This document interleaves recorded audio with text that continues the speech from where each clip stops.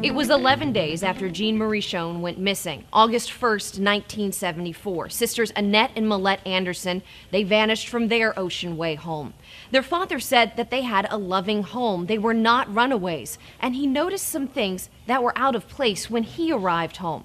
That's how he knew something terrible had happened.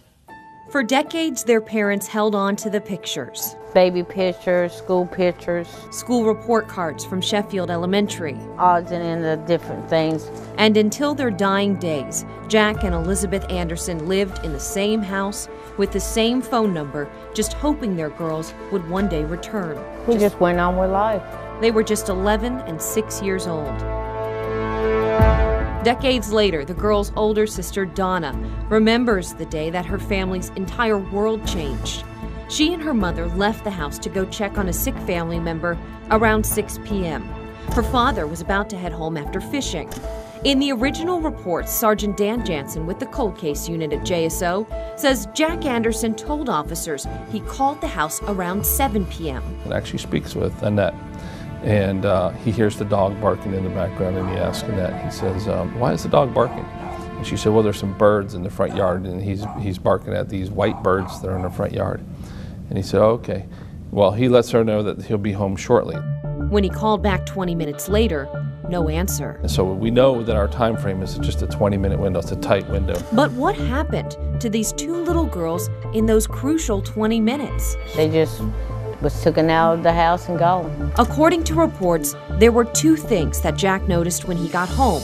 First, Millette's baby doll she carried everywhere was also gone. And even stranger and more ominous, the family dog was locked up in a back bedroom, something Donna says her sisters would have never done. Whoever went in the house had to put the dog in Mama's and Daddy's bedroom because the little dog would eat anybody up. The dog was known to be protective of the family, especially little Annette. For that to happen tells us that somebody entered into the home and locked the dog up. But who? The family house was off of a secluded road. Whoever took them had to know how to get in and out there because there's only one way in and one way out. But one neighbor did tell police he thought he saw a strange vehicle that day. He saw a white vehicle parked in their driveway. He describes it as a sedan type vehicle.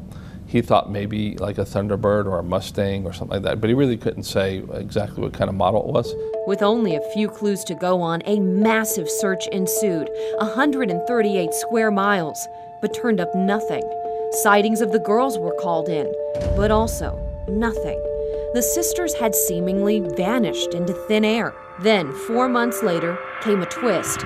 Serial killer Paul John Knowles was killed during an escape attempt in Georgia. But before he died, he left a message for his lawyer detailing his alleged kills, including the murder of two little girls. He made a tape where he had killed 20 people on it, and 2 of them were supposed to have been my sisters.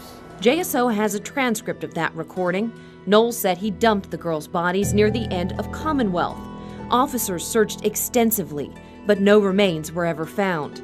Sergeant Jansen says Knowles was known for lying about the number of people he killed to try and shock people. Now, some of the information that he provided in this transcript does not align to the facts of the case.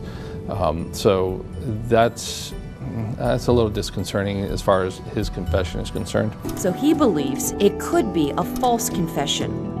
Jack and Elizabeth Anderson never saw Annette or Millette again, and no one was ever charged for their disappearance. And those 20 minutes still remain a painful mystery. As police investigated the disappearances of Jean Marie Schoen and the Anderson sisters, it would be nearly 2 months before another little girl would go missing, and tensions would begin to rise in Jacksonville. Why police say this next vanishing could be the clue to help them crack these cases.